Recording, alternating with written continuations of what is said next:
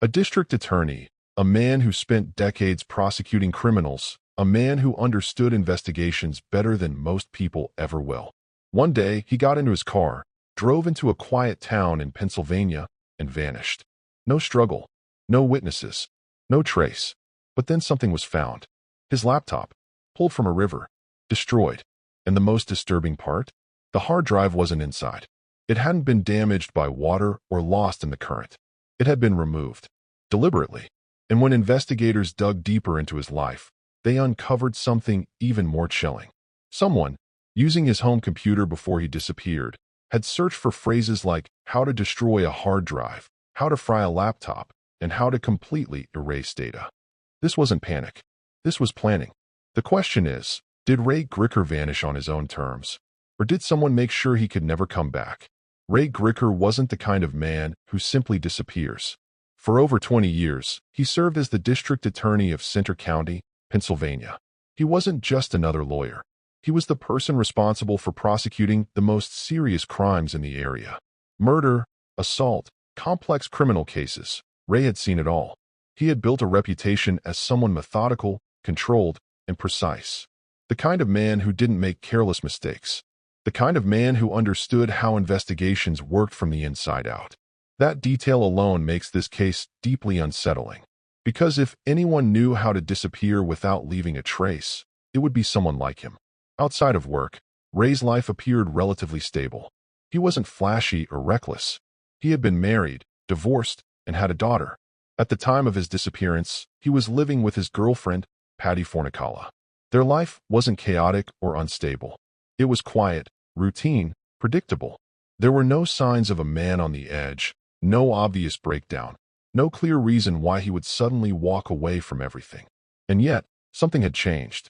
In 2004, Ray made an announcement that caught many people off guard. He was retiring, not transitioning into another role, not planning to stay involved in law in any capacity. He was stepping away completely. After decades in one of the most demanding positions in the county, he was done. Walking away. On the surface, retirement doesn't sound suspicious. But in Ray's case, it raised questions. He wasn't known to be burned out. He wasn't dealing with any public scandal. He wasn't under investigation. In fact, people close to him said he seemed fine, normal, even optimistic about the future. So why leave everything behind so suddenly? And why would he disappear just months before that retirement became official? Then there's a detail that turns this case from strange to deeply unsettling. Years before Ray disappeared, his older brother vanished. And days later, his body was found in a river. Authorities ruled it a suicide. At the time, it was seen as a tragic but isolated event. A painful family history, nothing more. But after Ray disappeared, investigators couldn't ignore the similarity. Because when Ray's car was eventually found, it wasn't in some random location far from water. It was near a river too. April 15, 2005. The day Ray Gricar vanished started like any other. There was no urgency, no visible stress, no sign that anything unusual was about to happen. At around 11:30 in the morning, Ray called his girlfriend. He told her he was driving through a rural area near Center Hall, Pennsylvania. Just taking a trip. Nothing alarming in his tone, nothing that stood out. It was a simple, ordinary conversation. The kind of call you don't think twice about. That would be the last time anyone ever heard from him. As the hours passed, there was no follow-up call, no message, no explanation for where he was going or when he'd be back. At first, it didn't immediately raise alarm. Ray was independent. He wasn't someone who needed to constantly check in. But as the day turned into evening, and evening turned into night, the silence became harder to ignore. By late that evening, something felt wrong enough that he was reported missing. The next day, investigators made a critical discovery. Ray's red Mini Cooper had been located in a parking lot near an antique store in Lewisburg. It wasn't abandoned in a dramatic or suspicious way. It was simply parked, quietly sitting there as if the person who left it expected to return. But inside the car, things didn't make sense. His county-issued cell phone was still there, left behind. But his laptop was missing. His wallet was missing. His keys were gone. There were no signs of a struggle. No broken glass. No forced entry. No evidence of violence. It didn't look like a robbery. It didn't look like a crime scene. It looked intentional. Investigators began searching the surrounding area. They interviewed people, checked nearby locations, and brought in tracking dogs. One of those dogs picked up Ray's scent and began to follow it. But then, suddenly, the trail stopped. Not faded, not lost over distance. Stopped, as if Ray had gotten into another vehicle. That single detail shifted the entire direction of the case. Because now investigators had to consider a new possibility. Ray didn't just disappear on foot. He may have left the area with someone else. Weeks passed with no answers. No sightings, no activity on his bank accounts, no phone usage. It was as if he had simply ceased to exist. Then, on July 30th, fishermen discovered something in the Susquehanna River. A laptop. When it was recovered, investigators confirmed it belonged to Ray. But what they found, or rather, what they didn't find, made the situation even more disturbing. The hard drive was missing. It hadn't been damaged by the water. It hadn't been loosened or lost accidentally. It had been removed before the laptop ever entered the river. Later, a hard drive was discovered along the riverbank, not far from where the laptop had been found. Investigators believed it was Ray's, but it was in terrible condition, completely destroyed, so badly damaged that even advanced recovery attempts by the FBI and professional data specialists failed to retrieve anything from it. Whatever was on that hard drive was gone forever, and that raised a chilling question. Why would someone go through the effort of removing a hard drive, destroying it beyond recovery, and then discarding the rest of the laptop in the river? This wasn't random destruction. This was targeted. It suggested that whatever data had been stored on that device was important enough to eliminate completely. And then investigators uncovered something that pushed the case into even darker territory. Before Ray disappeared, someone had used the home computer he shared with his girlfriend to search for phrases like how to destroy a hard drive, how to fry a laptop, and water damage to a notebook computer. Those searches weren't made after the disappearance. They were made before. That meant someone had been thinking about destroying digital evidence ahead of time. And that realization changed everything. Because now the case wasn't just about a missing person. It was about intent, planning, and possibly a secret worth erasing completely. At this point, investigators were faced with a terrifying possibility. Ray Gricar, a man who spent decades building cases against criminals, may have either orchestrated his own disappearance with precision or become the target of someone who understood exactly how to cover their tracks. And the truth is, both possibilities are equally disturbing. Because if Ray planned it, then he succeeded in doing something almost impossible, vanishing without leaving a trace. But if someone else was responsible, then they executed it with a level of precision that suggests careful planning, knowledge, and control. Either way, the result is the same. Ray Gricar disappeared, and the evidence that could explain what happened to him was deliberately erased. And what investigators would uncover next about his career, the cases he handled, and the theories surrounding his disappearance would make this mystery even more unsettling. Ray Gricar's disappearance didn't just raise questions. It created a timeline that felt wrong from the very beginning. Nothing about his movements that day suggested panic, fear, or urgency. If anything, everything about his final known actions seemed calm, controlled, almost routine. And that is exactly what makes what happened next so disturbing. After his car was discovered in Lewisburg, investigators began retracing his movements as precisely as possible. Every road he could have taken, every stop he might have made, every interaction that could have been witnessed. But unlike most missing person cases, there were no confirmed sightings after his final phone call. No gas station footage. No witnesses placing him at a specific location. It was as if he had driven into that area and then simply vanished from the timeline altogether. Lewisburg itself wasn't random. It was about 45 miles away from his home, a place he had no obvious reason to be. He wasn't meeting anyone there, at least not that investigators could confirm. He had no known appointments, no scheduled obligations, no documented reason to travel in that direction. And yet that's where his car ended up. The location of the car was also significant. It was parked near the Susquehanna River, close to two bridges. Quiet, low traffic, not the kind of place you accidentally end up without intention. And for investigators, that detail immediately triggered something unsettling, the resemblance to his brother's case. Years earlier, his brother Roy's car had also been found near a river before his body was discovered downstream. That similarity could have been coincidence.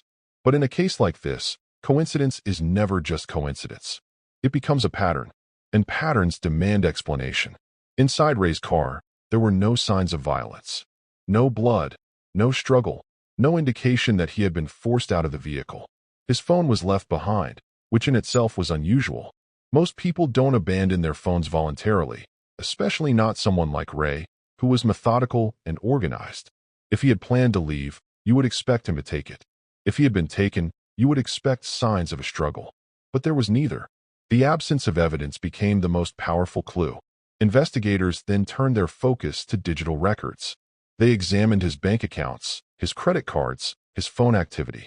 In most disappearance cases, there's at least some trace, an attempted transaction, a call, a signal ping, something that extends the timeline. But in Ray's case, there was nothing. No withdrawals, no purchases, no communication. It was as if his existence had stopped the moment he parked that car. That kind of clean break is rare, and it suggests one of two things. Either the disappearance was extremely well planned, or something happened so quickly. What was on that hard drive that someone needed to destroy so completely? Because destroying data is not a random act. It's intentional. Investigators were left with a case that had all the signs of planning, but no clear planner. All the signs of intent, but no clear motive. All the signs of a crime, but no evidence to prove one occurred. The timeline remained frozen at the same point. A man drives to a quiet location, parks his car, disappears, leaves behind no trace, and the only physical evidence that could explain what happened was destroyed before anyone could ever see it. By the time investigators reached this stage, the case had already taken a strange turn. But this is where it becomes deeply unsettling. Because this is where the theories stop feeling like guesses and start feeling like pieces of something much bigger. And the truth is, no matter which theory you believe, every single one leads to something disturbing. Let's start with the one investigators quietly leaned toward first, even if they didn't say it outright. Suicide. On the surface, it seemed to make sense. A man nearing retirement, stepping away from a long career, possibly dealing with pressures no one fully understood. Add to that the eerie similarity to his brother's death years earlier, where his brother's car was found near a river before his body was discovered. The parallels were almost too strong to ignore. Same kind of ending, same kind of location, same kind of silence. But when you look deeper, the theory starts to break. Because Ray Gricar didn't behave like someone planning to end his life. There were no signs of emotional collapse. No final conversations that hinted at despair. No sudden withdrawal from people close to him. In fact, everything suggested the opposite. He was preparing for retirement, looking ahead, thinking about life beyond work. He wasn't unraveling. He was transitioning. And then there's the biggest contradiction of all, the hard drive. If someone intends to take their own life, they don't typically go through the effort of removing a hard drive, destroying it beyond recovery, and disposing of it separately from the laptop. That's not emotional behavior. That's calculated. That's deliberate. That's someone trying to make sure certain information is never found. So if it wasn't suicide, then what about the second theory? That Ray Gricar staged his own disappearance.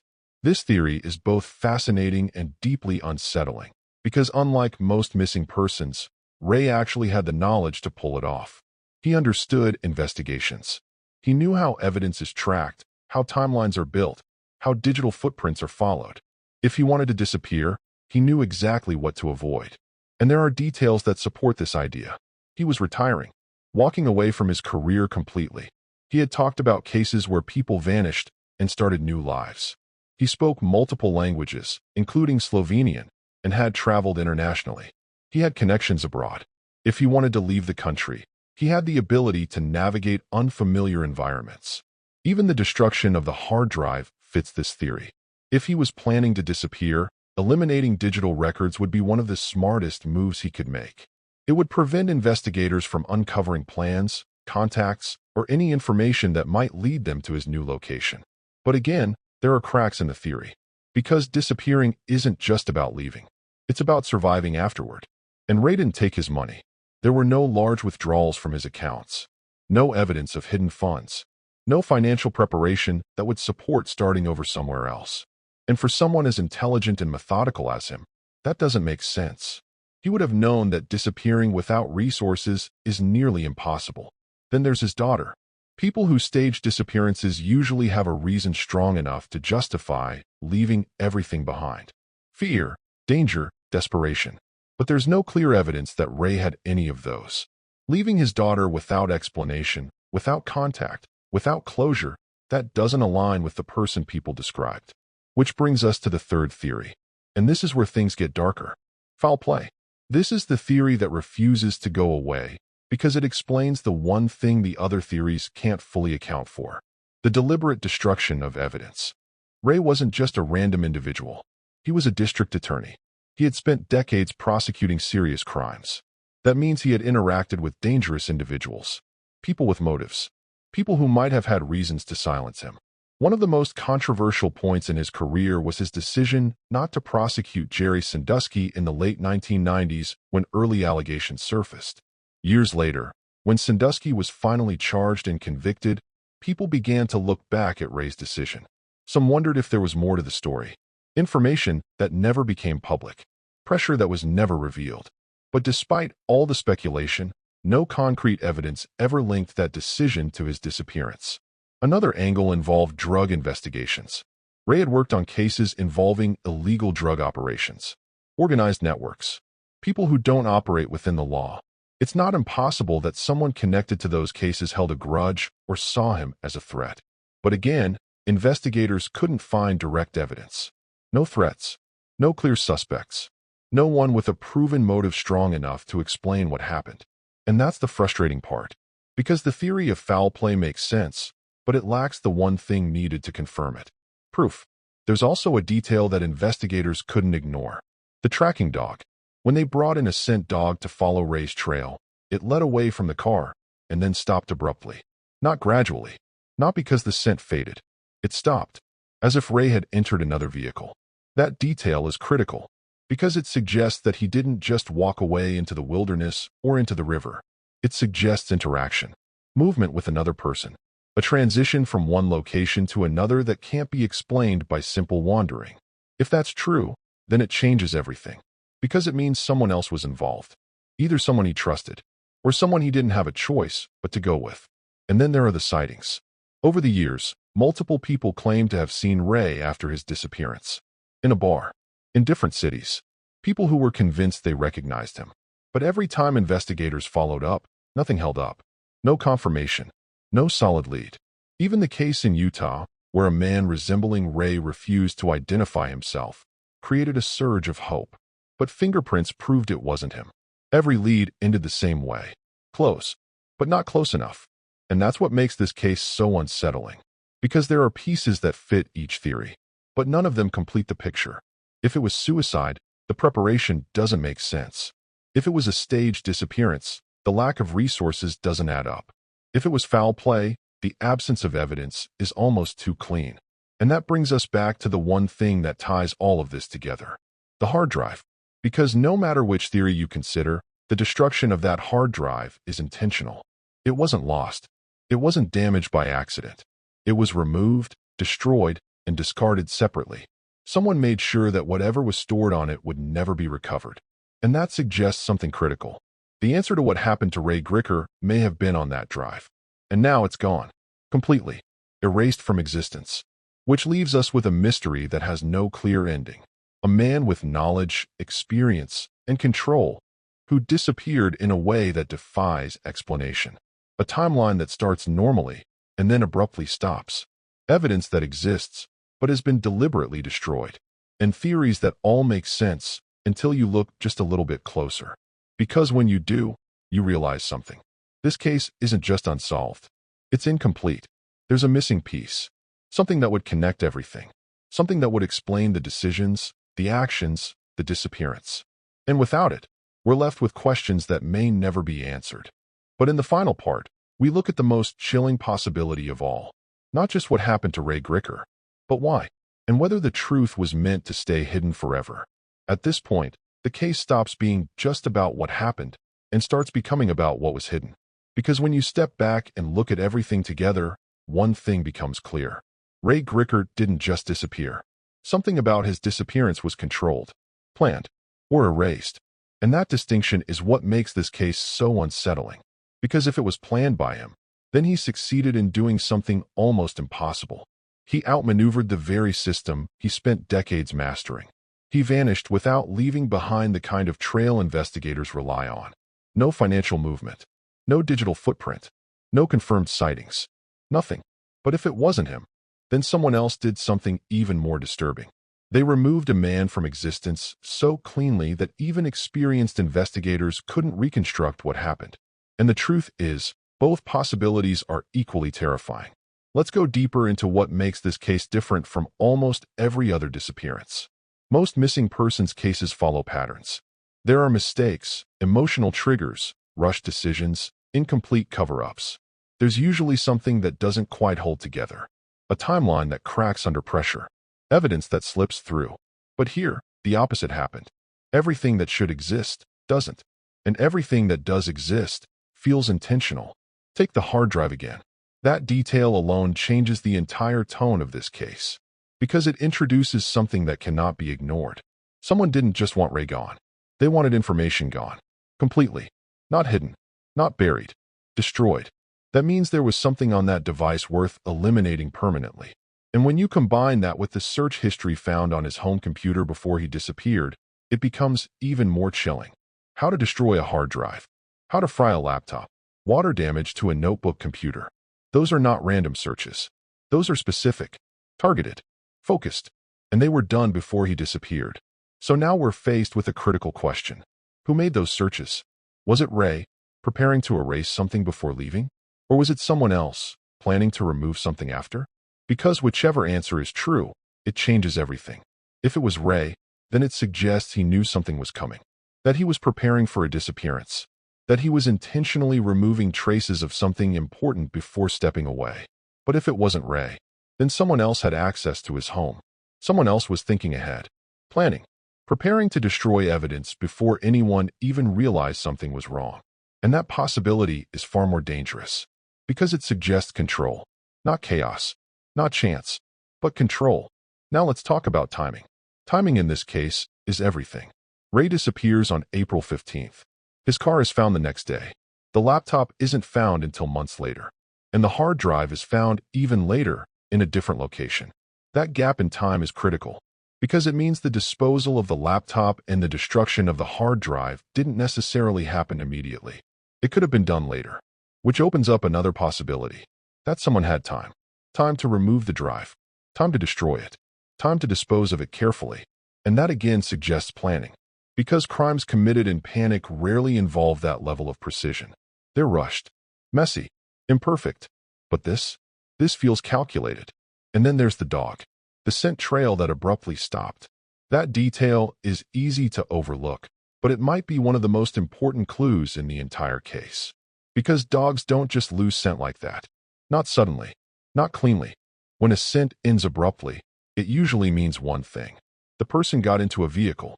And if Ray got into another vehicle, then one of two things happened. He chose to get in, or he didn't have a choice. And that brings us back to trust. If he willingly got into a vehicle, then it was likely someone he knew, someone he felt comfortable with, someone he didn't see as a threat.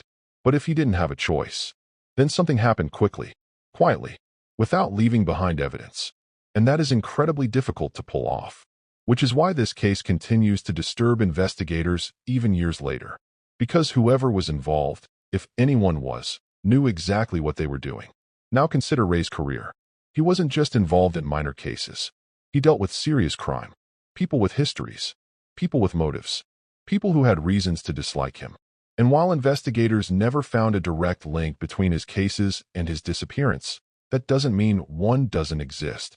It just means it was never proven. And sometimes, the absence of proof isn't because something isn't there. It's because it was removed. And that idea brings us back to the central mystery. What was on that hard drive?